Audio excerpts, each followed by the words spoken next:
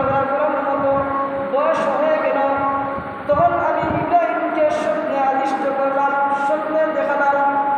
আর ইব্রাহিম স্বপ্নে দেখলো তার সন্তানকে সে নিজে কুরবানি দিচ্ছে, জবাহ করছে।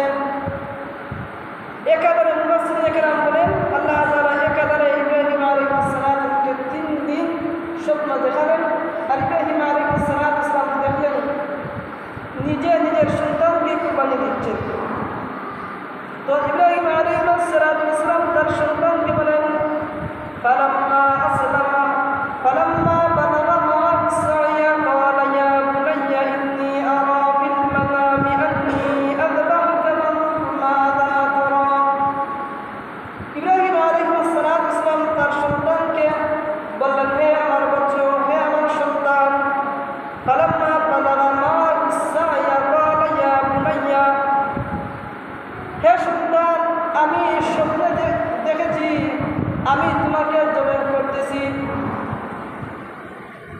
যখন ইব্রাহিম আলাইহিস সালাম তার সন্তানকে এই হুকুমটি তামিল করলেন, তার কাছে উপবেশন করলেন, প্রকাশ করলেন, সন্তান ও সন্তান যে সন্তান পিতার কথা শোনার সাথে সাথে সে ক্বালা ইয়া আবাতি ফাল বলে দিলেন, ক্বালা ইয়া আবাতি ফাল, আপনি আপনার রবের হুকুমটাকে পালন করার জন্য প্রস্তুত হয়ে যাও। এই জায়গায় আল্লাহ তাআলা ইব্রাহিম আলাইহিস সালামকে বলতে পারতেন, সেই সময় স্বপ্নে না দেখে আল্লাহ তাআলা ইব্রাহিম আলাইহিস সালামকে ফেরেশতাদের মাধ্যমে বলতে পারতেন, যাও ফেরেশতা বলে দিয়ে ইব্রাহিম যেন তার সন্তানকে কুরবানি দেন। কিন্তু তা নয়, আল্লাহ তাআলা তা করবেন না। কেন করবেন না? আল্লাহ তাআলা এই কাজটা ফেরেশতার মাধ্যমে না করার কারণ হলো যে যদি আমি ইব্রাহিমকে ফেরেশতার মাধ্যমে বলি তাহলে তো সেটা পরীক্ষা থাকবে না। আর পরীক্ষা করার জন্য তাই আল্লাহ তাআলা ইব্রাহিম আলাইহিস সালামকে স্বপ্নে দেখালেন। আর প্রত্যেকটা পয়গম্বরের স্বপ্ন ওহী, পয়গম্বরদের স্বপ্নগুলো সব পয়গম্বরদের স্বপ্নগুলো ওহী। আমরা কিছু স্বপ্ন দেখি, আমাদেরকে কিছু শয়তানও দেখায়, আর নিজে ঘুমানোর পূর্বে যে কিছু কল্পনা করি সেগুলাকে আমরা ঘুমাইয়েও দেখি। এখন রাত 1টা হোক আর 2টা হোক, আমরা দেখি মাঝে মাঝে ঘুমানোর পূর্বে অনেক কিছু কল্পনা করি। ঘুমানোর পূর্বে দেখি আমি যখন ঘুমাচ্ছি গরিব হয়ে, দেখো সকাল থেকে উঠে আমি ধনী হয়ে গেছি। সেই স্বপ্নটাও কল্পনার মাধ্যমে ঘুমানোর পরে মানুষ দেখে। কিন্তু কোনো নবী রাসূল কোনো পয়গম্বর কোনো স্বপ্ন বাজে কোনো স্বপ্ন দেখেন নাই। যে স্বপ্নগুলো দেখেন আল্লাহ তাআলার ওহী দেখেন, আর সেই ওহী বুঝি। আল্লাহ তাআলা ইব্রাহিম আলাইহিস সালামকে পরীক্ষা করতে চাইলেন। ইব্রাহিম আলাইহিস সালামকে স্বপ্ন দেখালেন তার সন্তানকে কুরবানি করছেন। ইব্রাহিম আলাইহিস সালাম চাইলে অন্যদিকে মনোভাব দিতে পারতেন, সন্তানের দিকে না নিয়ে অন্যদিকে দিতে পারতেন। কিন্তু আল্লাহ তাআলা ইব্রাহিম আলাইহিস সালামকে যে পরীক্ষা করতে চেয়েছিলেন, ইব্রাহিম আলাইহিস সালাম সেই পরীক্ষার দিকে আগাচ্ছেন। ইব্রাহিম আলাইহিস সালাম দেখলেন তার সন্তানকে কুরবানি দিচ্ছেন। উনি তার সন্তানকে বলে বললেন, ফালাম্মা বালাগা মা'আ সা'য়া, হে আমার সন্তান, ক্বালা ইয়া বুনাইয়া, হে আমার সন্তান, আমি স্বপ্ন দেখেছি আমি তোমাকে কুরবানি করছি, জবাহ করছি। সন্তান বললেন, ক্বালা ইয়া আবাতি ফাল, আপনি যে হুকুমের দিকে আদিষ্ট হয়েছেন আপনি সেটাই পালন করার জন্য প্রস্তুত হয়ে যান, আপনি প্রস্তুতি নেন। এই জায়গায় আল্লাহ তাআলা বলেছিলেন, ফাবাশশারনাহু বিগুলামিন হালিম, আমি ইব্রাহিমের দোয়াকে কবুল করে নেককার একটা প্রজ্ঞাময় সহনশীল একজন সন্তানের সুসংবাদ দিয়েছি। সেই সন্তান হল ইসমাঈল আলাইহিস সালাম। ইব্রাহিম আলাইহিস সালাম দোয়া করলেন, আল্লাহ তাআলা কবুল করলেন, সন্তান দিলেন। আর সেই সন্তানের নাম রাখলেন ইব্রাহিম আলাইহিস সালাম ইসমাঈল। ওই ইসমাঈল আলাইহিস সালামকে যখন বললেন, উনি শুনলেন, শোনার সাথে সাথে তিনি আরও একটি কথা বললেন। ইসমাঈল আলাইহিস সালাম সাথে আরও একটি কথা বললেন, সাতাজিদুনি ইনশাআল্লাহু মিনাস সাবিরিন। ইসমাঈল আলাইহিস সালাম পিতার কথা রাজি হলেন আর বললেন,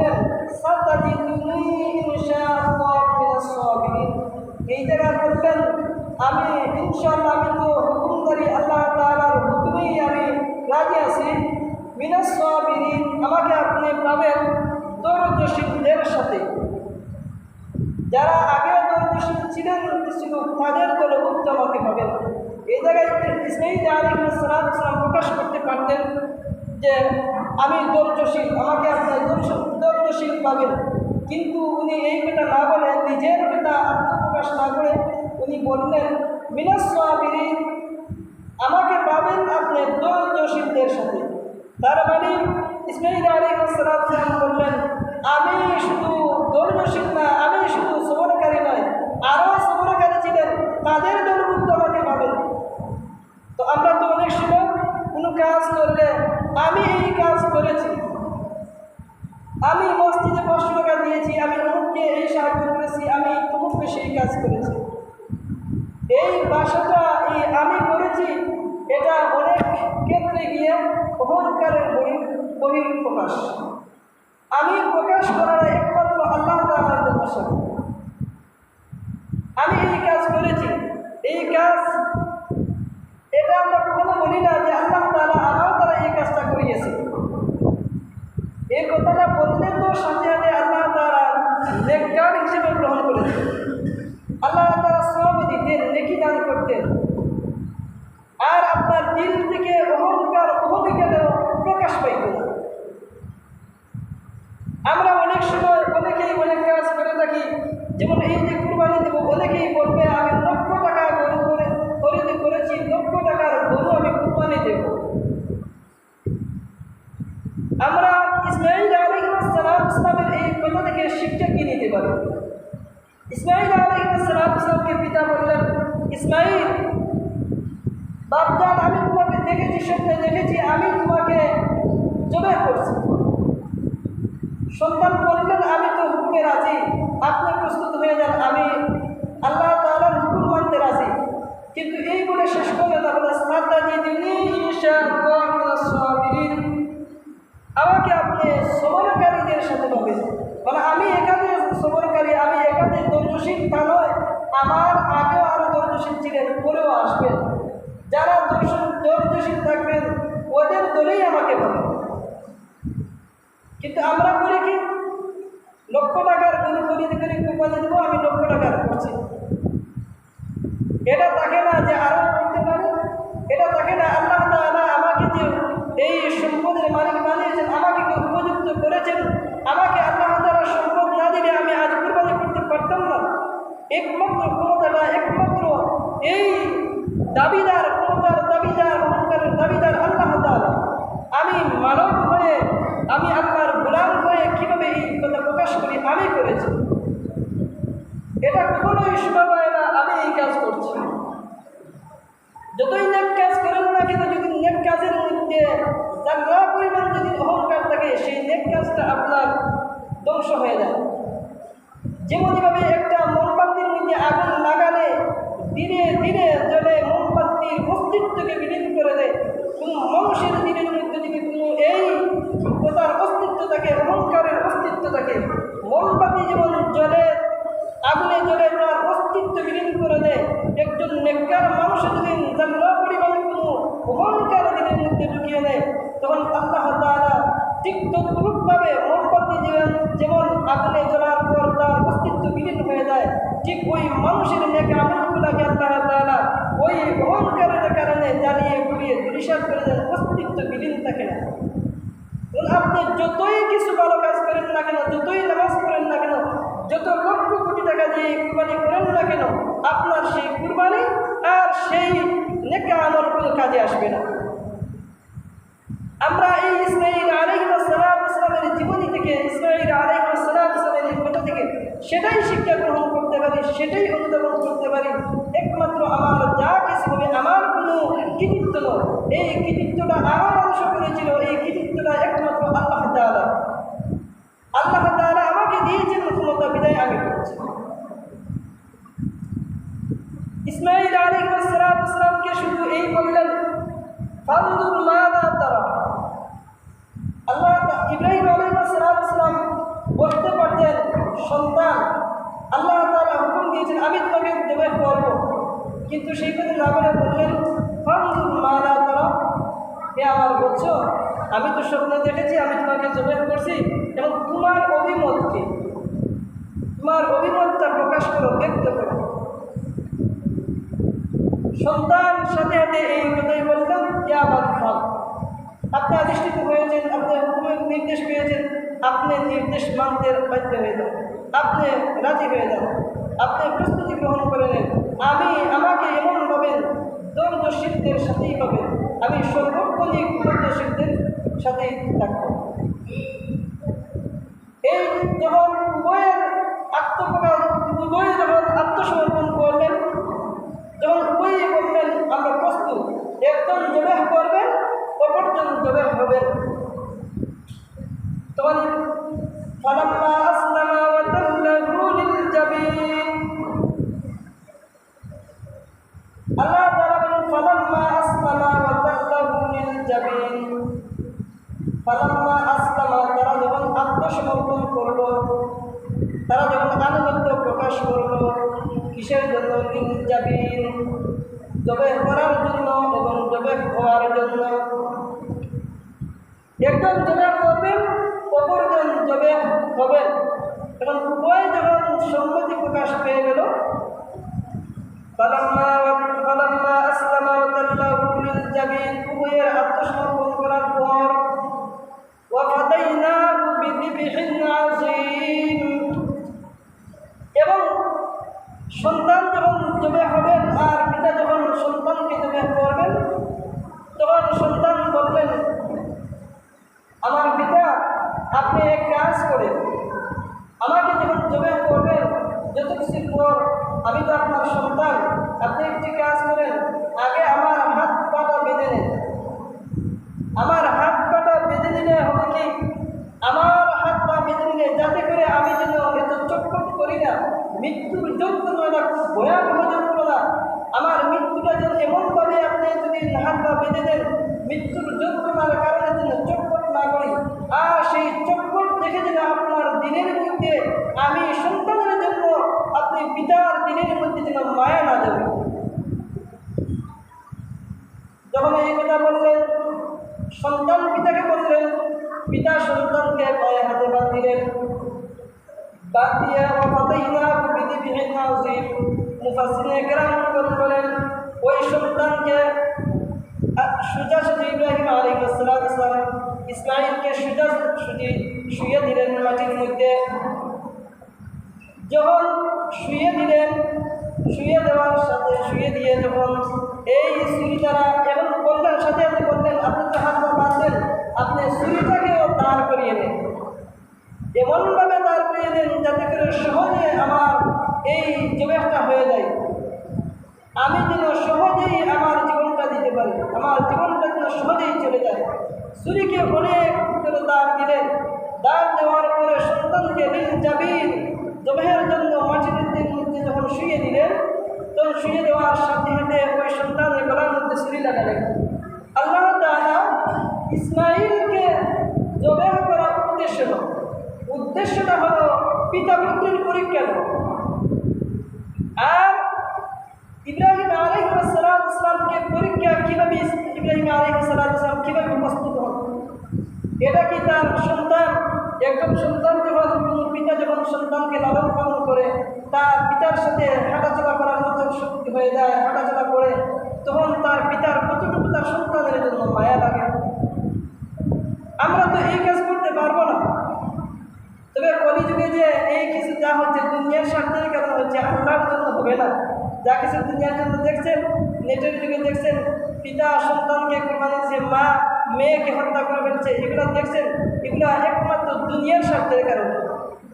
এই কিছুদিন পূর্বে আমি একটা ভিডিও দেখলাম, পিতা এবং মাতা সন্তানকে, এই 15 বছরের একটি মেয়েকে রাত্রিবেলা ঘুম থেকে তুলে ভুট্টা ক্ষেতের মধ্যে নিয়ে গেছে। মেয়ে বলছে ঘুম থেকে উঠে, মেয়ে তো খাবার দাবার খেয়ে ঘুমাইছে, জীবনের শেষ খাবার দিয়ে খাচ্ছে ভাবিনি, ঘুম থেকে উঠছে, বলছে মা চলো যাই। মেয়ে বলবো কোথায় যাবেন, কিসের জন্য যাবেন? মা বলছে এত কিছু জানার দরকার নাই। তখন বলছে, মা বলছে, বাবা বলছে, মেয়ে কি চিন্তার কারণ? মেয়ে গেছে, মেয়েকে এই ভুট্টা ক্ষেতের মধ্যে মেয়েটাকে হত্যা করে ফেলছে। কেন হত্যা করছে? যে তার অপোজিটিভ পার্টি যেমন তার বিপক্ষে একজনের সাথে যেমন ঝগড়া চলছে 32 বিঘা জায়গার জন্য, যাতে করে মেয়েটাকে হত্যা করে ওদের উপর দোষ চাপায় আর মামলাটা 32 বিঘা জায়গার মামলাটা যেন তারা রায় পেয়ে যায়। এই যা কিছু হচ্ছে এটা হচ্ছে দুনিয়ার স্বার্থের কারণে, আল্লাহর জন্য নয়। আল্লাহর জন্য এখন যদি বলা হয় আপনার সন্তানকে যে কখনোই পারবেন না, কিন্তু আল্লাহ তাআলা ইব্রাহিম আলাইহিস সালামকে বলেছিলেন আসলিম, ইব্রাহিম তুমি আনুগত্য প্রকাশ করো। ইব্রাহিম বললেন আসলামতু লিরাব্বিল আলামিন, আমি ওই বিশ্ব পালনকর্তার কাছে আনুগত্য প্রকাশ করব। ওই ইব্রাহিম আলাইহিস সালাম সন্তানকে শুয়ে দিলেন, আর সন্তানকে শুয়ে দিয়ে যখন ওই দাঁড়ানো অস্ত্রটা ছুরিটা যখন গলার মধ্যে লাগাবেন, আল্লাহ তাআলা জিবরাইল আলাইহিস সালামকে বললেন যাও জিবরাইল, ইসমাইলের গলা যেন না কাটে। নির্দেশ আল্লাহ তাআলা ওই তার হুকুম দ্বারা ওই ইসমাইল আলাইহিস সালামের গলার মধ্যে একটা লোহার বসিয়ে দিলেন, যাতে করে ইসমাইল আলাইহিস সালামের গলা কাটে নাই। যখন প্রথমে কাটে নাই তখন ইসমাইল আলাইহিস সালাম বললেন, পিতাজান আপনি হয়তো আমাকে যখন জবাহ করবেন গলার মধ্যে ছুরি লাগাবেন, ওই ছুরি লাগানোর সময় আপনার হয়তো আমার জন্য মায়া জমে যায়, এই কারণে আপনি ছুরি দ্বারা সঠিকভাবে আপনি কাটতে পারছেন না। যখন সঠিকভাবে আপনি পারছেন না, এখন আপনার কাজ হলো আপনি এক কাজ করেন, আমাকে কাট করে শুয়ে দেন। লিল জাবিন মানা কপালটাকে মাটির সাথে মিশিয়ে দেন, যাতে করে আমার চেহারায় আর আপনার চেহারায় সরাসরি না হয়, মায়াটা যখন না জমে। এই কথা যখন বললেন, ইব্রাহিম আলাইহিস সালাম তার সন্তানকে কাট করে শুয়ে দিলেন। শুয়ে দিয়ে যখন ইসমাইলের গলার মধ্যে ছুরি লাগালেন, ইসমাইলের গলার মধ্যে যখন ছুরি লাগালেন, ছুরি লাগাইয়ে টান দিলেন, তখন ইব্রাহিম আলাইহিস সালাম বলেন একটি শব্দ শুনলাম। শব্দ শোনার সাথে সাথে দেখলাম আল্লাহ তাআলা ওই জিবরাইল আলাইহিস সালামকে অনুমতি দিলেন, যাও জিবরাইল, আমি ইসমাইলের গলা কাটাটা চাই না, আমি ইব্রাহিমের পরীক্ষাটা চেয়েছিলাম। ইব্রাহিম পরীক্ষার মধ্যে পাশ করে ফেলেছে, এখন এই ইসমাইলের পরিবর্তে আমি জান্নাতি একটা বেড়া নিয়ে যাও, ওই জান্নাতি বেড়ার জন্য ইসমাইলের পরিবর্তে জবাহ করেন ইব্রাহিম আলাইহিস সালাম। আল্লাহ তাআলা বললেন قد صدقت الرؤيا, আল্লাহ তাআলা বলেন হে ইব্রাহিম, তুমি স্বপ্নে যে আদিষ্টিত হয়েছিলে সেই আদিষ্টিত তুমি আনুগত্য প্রকাশ করেছো, তুমি পরীক্ষার মধ্যে পাশ করে ফেলেছো। এখন ইসমাইলের কুরবানি করার প্রয়োজন নাই, ইসমাইলের পরিবর্তে ওই বেড়াটাকে জবাহ করেন, যেটা আমরা দুম্বা বলি আর জান্নাতি বেড়া বলি, যেটাই হয়। এই যখন আল্লাহ তাআলা বলেন ইসমাইলও প্রকাশ করলেন আত্মপ্রকাশ। ওই যে ইসমাইলকে ইব্রাহিম আলাইহিস সালাম এই প্রশ্ন করার মানে হলো ফান্দুর মাদা তারা, হে আমার সন্তান তুমি কি রাজি আছো, তোমার অভিমত কি? এটা ছিল পিতার সন্তানকে পরীক্ষা করা। পিতা সন্তানকেও চেয়েছিলেন পরীক্ষা করতে, পিতা সন্তানকে করেন আর পিতাকে আল্লাহ তাআলা পরীক্ষা করেন। উভয়ের পরীক্ষা যখন পাশ করে ফেললেন, উভয়ে যখন প্রকাশ করলেন, একই সন্তান যখন পরীক্ষা দিলেন, সন্তানের পরীক্ষা দিলেন, পিতাও দিলেন, উভয়ই করলেন। তখন আল্লাহ তাআলা বলেন ইন্না কাযালিকা নাজজিল মুহসিনিন, আমি এইভাবেই আমার নেককার বান্দাদেরকে আমি পুরস্কার দিয়ে থাকি। আল্লাহ তাআলা সেই সময় এই আগেকার নবীদের উম্মতদের কুরবানিকে কীভাবে কবুল হয় সেটা প্রকাশ পাই, এখন পায় না। এখন পাইলে আমরা তাদের কুরবানি কবুল হওয়া পাইলে আমরা আত্ম অহংকার বেড়ে যেত। যাই হোক, এই কুরবানি শুধুমাত্র ইব্রাহিম আলাইহিস সালাম থেকে সূচনা নয়, এই কুরবানিটা আগেও ছিল। আগে আদম আলাইহিস সালামের যুগে ছিল। আদম আলাইহিস সালামের যুগে প্রথমেই আদম আলাইহিস সালামের দুজন সন্তান কুরবানি করেছিলেন। এই সব ঘটনা তো সবারই জানা আছে। ওয়াতলু আলাইহিম নাবা ইবনে আদম বিল হক ইয قربا قربانا فتقبل من احدهما ولم يتقبل من الاخر قال لأقتلنك আল্লাহ তাআলা আদম আলাইহিস সালামকে যখন পৃথিবীতে পাঠালেন, পৃথিবীতে পাঠানোর পর আল্লাহ তাআলা তো আদম সন্তান বিস্তার করবেন। তো আল্লাহ তাআলা সেই সময় আদম ছাড়া তো আর কোনো মানুষ নাই।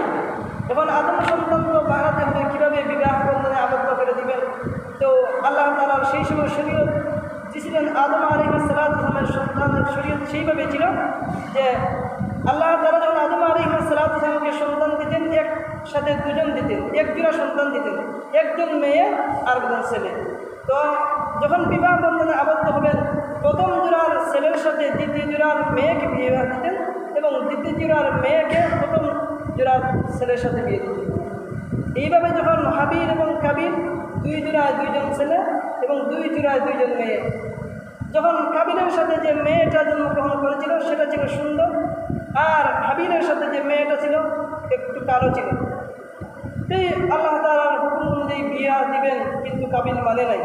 আমি ঘটনাকে সংক্ষেপে বলছি, এর সময় কম, দেখছি কথা বলবো কোরবানি নিয়ে।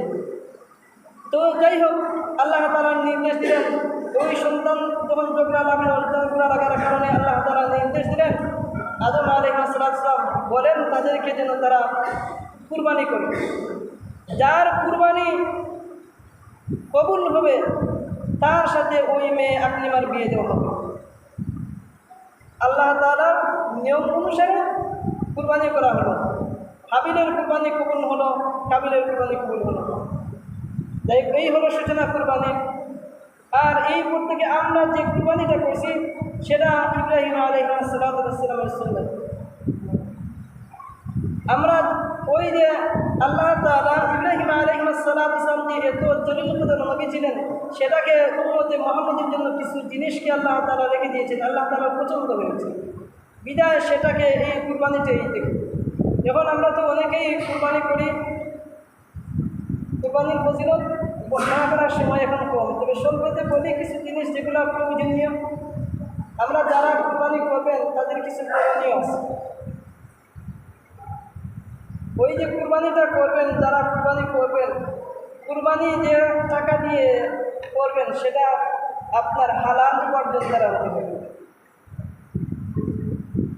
অনেকেই কুরবানি করেন লক্ষ লক্ষ টাকার মালিক হয়েছেন অবৈধ পন্থায়। কোন অবৈধ পন্থা, কী অবৈধ পন্থা, এটা বলার কোনো প্রয়োজন মনে করছি না। বলছি আল্লাহ তাআলার রাস্তায় যখন আপনি কুরবানিটা দিবেন সেটা হালাল উপার্জন দ্বারা হতে হবে। উপার্জন কার উপর কুরবানি করা ওয়াজিব? যে নেশাবে মালের অধিকারী, যার উপর যাকাত খরচ আছে, ওই সকল মানুষের উপর কুরবানি করা ওয়াজিব। তখন যার উপর কুরবানি দেয় সম্পদশালী নেশাবে মালের পরিমাণ নাই, তার কাছে নাই, তার কুরবানি ওয়াজিব নাই। এবং করতে চাইলে সওয়াবের নিয়তে সে করতে পারে, কিন্তু তার উপর ওয়াজিব নয়। এবং আপনি যখন গরুটা কুরবানি করবেন, এখানে একটা কথা হলো, আমরা সবাই জানি, সবাই সিস্টেম বুঝি করি, কিন্তু একটা মশালা বলি, আপনি কুরবানি যখন করবেন, কুরবানি করার পরে আপনার সমস্তটা গরু কিসের জন্য করবেন আর কেন করতেন?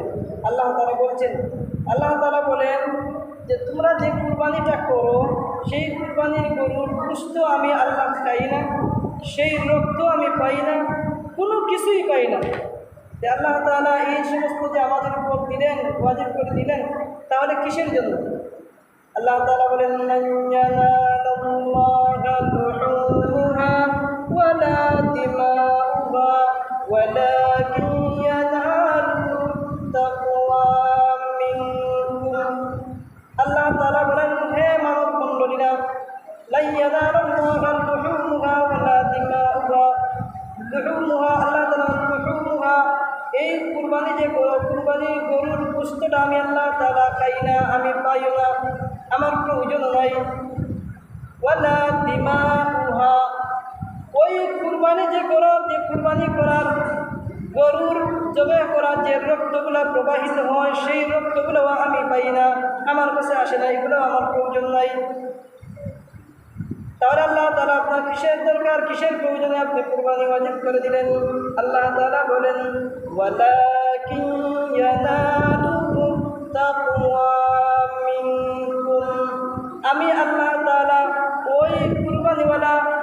যে কুরবানি করলো ওই কুরবানিওয়ালা লোকের ওয়ালাকিন ইয়ানালুহুত তাকওয়া মিনকুম, দিলের আন্তরিকতাটা, দিলের ভয়টা, ওই কিসের জন্য কুরবানিটা করলো, কুরবানিটা করার কথা আমি আল্লাহকে ভয় করে, ওই বান্দাটা আমি আল্লাহ তাআলাকে ভয় করে করলো কিনা না, যে আন্তরিকতাটা, যে তাকওয়াটা, ভয় ভীতিটা আমার জন্য হয়, ওই বান্দার কুরবানিটা আমার কাছে গ্রহণযোগ্য। আর কোনো বান্দা যদি এর পরিবর্তে ওয়ালাকিন ইয়ানালুহুত তাকওয়া, তার দিলের মধ্যে ভয় ভীতি নাই, মানুষ দেখানোর জন্য হয়, ওই বান্দার আমি কোনো কিছুই পাই না। যেমন তার গরুর গোশতটা কুরবানি, গরুর গোশতটাও বিফলে গেল, শুধু খাইল আর কিছুই নাই, ওই রক্ত প্রবাহিত করলো, কোনো কাজেই আসলো না। যদি ওয়ালাকিন ইয়ানালুহুত তাকওয়া, আমি রবের ভয় ভীতিটা তার দিলের মধ্যে থাকে, তাহলে গরুর গোশত খাইল শুধু খাও, কিন্তু তার অনেক নেকের অধিকারী হলো, আমার কাছে তার গ্রহণযোগ্যতা বেড়ে গেল। এখন আমরা কুরবানি কিসের জন্য করব? একমাত্র আল্লাহ তাআলার জন্য, আল্লাহকে ভয় করে।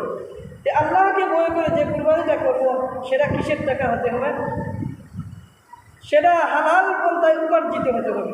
এখন আপনি কুরবানি দিবেন, আপনি কুরবানি না দিলে লজ্জাবন্ত হয়ে দিবেন, তখন টাকা আনবেন ঋণ করে, জমিন বন্ধক দিয়ে, এটা আমি জমিন করে ছড়িয়ে দিব, আমি জমিন বন্ধক দিয়ে।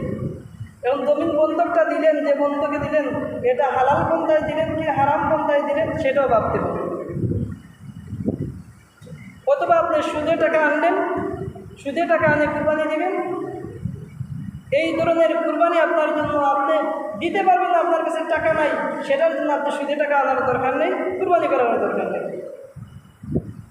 এবং ওই কুরবানির গরুর গোশতটা যে আপনি বন্টন করবেন, আপনি তিনভাবে করেন। ফাকুলু মিনহা, যাই হোক আয়াতটা শোনা আসে না, ফাকুলু, আল্লাহ তাআলা বলছেন তুমি ওই গোশতটা খাও, এবং তুমি তিন ভাগে বিভক্ত করতে পারো।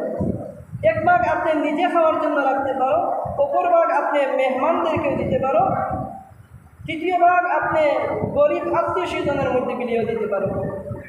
আর চাইলে তুমি সমস্তটা গরুও তুমি খাইতে পারো, এতে কোনো বাধা নেই। তবে হ্যাঁ, আপনার উপর আপনার গরিবদের হক আছে। আল্লাহ তাআলা বলেছেন, মা সালাকাকুম ফি সাকার ক্বালু লাম নাকু মিনাল মুসাল্লিন ওয়া লাম নাকু নুতঈমুল মিসকিন। আল্লাহ তাআলা বলেন, সাকার নামক জাহান্নামীদেরকে অপর জাহান্নামীরা প্রশ্ন করবে, তোমরা জাহান্নামের মধ্যে কেন এসেছ? তখন ওই সাকার নামক জাহান্নামীরা বলবে, ক্বালু লাম নাকু মিনাল মুসাল্লিন, আমি নামাজ কখনোই পড়তাম না, আর যারা নামাজ পড়তো তাদেরকে নিয়ে হাসি তামাশা করতাম, ঠাট্টা করতাম। ওয়া লাম নাকু নুতঈমুল মিসকিন, আমার মিসকিনদের খাওয়ানোর মতো তৌফিক ছিল, আমার ক্ষমতা ছিল, সাধ্য ছিল, কিন্তু আমি মিসকিনদেরকে খাওয়াই নাই। এখন কি হবে? আপনি খাইতে পারবেন, এটা বাচ্চা দিতে হবে, এটা কোনো শর্ত নয়। আপনি খাইতে পারবেন, কিন্তু সেটার দিকে লক্ষ্য করবেন, আপনার উপর গরিবদের হক আছে। এখন আপনি দেখে যদি আপনার আত্মীয়স্বজন দেখে দেখে কাউকে বেশি বেশি, এটা ব্যাপার আপনার, চাইলে সারা খাইতেও পারবেন, কিংবাকে বিরক্ত করতে পারবেন। গেল এই জায়গায়। অপর জায়গায় যখন আপনি গরুটা কুরবানি করবেন, যেহেতু কালকে কুরবানি, কিছু মশলা যদি খেয়াল করে শুনবেন আমি কী বলতে চাচ্ছি। যখন আপনি গরুটা যখন কুরবানি করবেন ঈদের নামাজের পরে, কুরবানির গরুটা যে কুরবানি দিবেন উনি মালিকের নিজে কুরবানি করা উত্তম। আপনি গরু কুরবানি দিবেন, আমি দেই, যদি আমি কুরবানি দেই তাহলে আমার কুরবানির গরুটা আমি নিজে করা উত্তম। যদি আমি না পারি, আমি করি না, অন্য দ্বারা করাই, ইমাম অথবা আপনার আপন ভাই আপনার থেকে পৃথক, আপনার আপন ভাইও যদি আপনার সম্পদ থেকে পৃথক থাকে, তার দ্বারা যদি আপনি গরুটা জবাহ করান, তাহলে আপনি তাকে মজুরি দিতে হবে। আপনি যদি কুরবানির গরু যাকে দ্বারাই করাবেন তাকে আপনি মজুরি দিতে হবে, না দিলে অন্যতা ওই যে পরিশ্রম করেছে আপনি ক্রয় করে যে কুরবানি দিয়ে যে সব পাবেন, সে জবাই করার কারণে সেই মজুরির সব পাবে। এখন এইগুলো প্রথম ধাপ। যখন আপনি কুরবানি গরু জবাই করবেন, নিজে করা কি উত্তম, নিজে করা উত্তম। নিজে করেন না, যাকে দ্বারা করাবেন তাকে আপনি মজুরি দিতে হবে, না দিলে আপনার কুরবানিতে ও শরীক হবে, পরিপূর্ণ হক আদায় হবে না। দ্বিতীয় ধাপ হলো, যখন আপনি গরুর গোশতটাকে যখন আপনি গরুকে কাটবেন, আপনি গরুটাকে যখন কাটবেন, যাদেরকে দ্বারা আপনি গরু কাটাবেন, যারা কাটবেন তাদেরকে আপনি মজুরি দিতে হবে। যারা আপনার কুরবানির গরু কাটবেন তাদেরকে আপনি মজুরি দিতে হবে। এখন আমাদের দেশে একটা জিনিস দেখি, আমার অল্প বয়স থেকে তো মনে হিসাবে দেখি যে গরু কাটানোর পরে এই বাড়তো দিলেও চিন্তি একটা মানে পরিশ্রম করে কষ্ট করে গরুটা কেটেছ, তাহলে আরও এক্সট্রা কিছু বুঝতে নিয়ে নেব, এক্সট্রা বুঝতে দিয়ে দেন। এই কুরবানির গরুর গোশতকে যদি আপনি মজুরির পরিবর্তে গোশত দেন, তাহলে এটা আপনার আদায় হবে না। আপনি যার দ্বারা গরু কাটাবেন, আপনি নিজে কাটার কথা কাটছেন না, অন্যের দ্বারা কাটাচ্ছেন, তাকে রুজ দিতে হবে। এখন রুজ আপনি কীভাবে যার দ্বারা কাটাবেন তাকে আগে পুড়াবেন কি পুড়াবেন না সেটা ভিন্ন কথা, কিন্তু আপনি তাকে মজুরি দিতে হবে। এখন আপনি 50 টাকা দিয়ে তাকে খুশি করেন, আর 100 টাকা দিয়ে আর 1000 টাকা দিয়ে পারেন, আপনি তাকে খুশি করতে হবে, আপনি গরু কাটাবেন। আপনার পরিপূর্ণভাবে যদি আপনার গরুটাকে আপনি কুরবানিটাকে এই গ্রহণযোগ্যতা নিতে চান, তাহলে আপনি গরু দ্বারা জবাই করাবেন, তাকে মজুরি দিতে হবে। এখন অনেকেই ভাবতে পারে হুজুর লিল্লাহ পাওয়ার জন্য নয়, আপনার কুরবানিকে কবুল করানোর জন্য। এখন হুজুর দ্বারা করা নিয়ে আমি অনেক সময় বলে থাকি, আমার দ্বারা করাইয়া কি হবে? আপনি যেহেতু কুরবানি দিবেন, আপনার নিজের গরুটা আপনি নিজেই কাটেন, তখন আপনার দিনের মধ্যে একটা এই যে টাকা খরচ করে গরুটা কিনছেন, একটা মায়া মহব্বত সৃষ্টি হবে, আল্লাহর প্রতি আপনার আনুগত্যতা প্রকাশটা পাবে। নিজে করেন না, অন্যকে তারা করান, তাহলে তাকে রুজ দিবেন। গরু কাটাবেন, বন্টন করাবেন, গ্রামে গ্রামে দিবেন, নিজে দেওয়ার কথা অন্যকে দিয়ে দিবেন, তাকে রুজ দিবেন। এটাই মাসআলা। আর দিন চান গরু নিজে কেটে নিজে রাখবেন, রাখতে পারে, তবে হ্যাঁ, গরিবদেরও আশা থাকে, গরিবদের উপর কিছু হক থাকে। আপনি গরিবদেরকে নিয়ে খাবেন, তার মানে গরিবদেরকে নিয়ে খাবেন যে যদি গরিবরা আমার সাথে শরীর থাকুক, গরুটা কাটতে একটু আমাকে সাহায্য করুন, এই সাহায্য আপনি এভাবে নিতে পারবেন না। মানে গুস্ত দিয়ে দিব, গুস্ত দিয়ে হবে না, আপনি আলাদা রোজ দিবেন। এখন 10 টাকা পারেন, 100 টাকা পারেন, যা দিয়ে পারেন তাকে খুশি করবেন। আর আপনি লাখ টাকার গরু কিনতে পারবেন, এই 50,000 টাকার গরু কিনতে পারবেন, আরও 1000-2000 টাকা আপনি খরচ করতে পারবেন না, এমন তো নয়, পারবেন খরচ করতে, তাহলে করবেন না কেন? এটা বললাম, এটা আমার নিজের ব্যক্তিগত কোনো স্বার্থে বলি নাই, বললাম আপনাদের স্বার্থে, যাতে করে আপনার এই কুরবানিটা আল্লাহ তাআলার কাছে গ্রহণযোগ্য হোক, পারিশ্রমিক মানুষ যেন পরিশ্রমটা পেয়ে যায়। যাই হোক, সময় শেষে আসছে, আগামী কাল যদি সময় পাই আরও কিছু বলবো।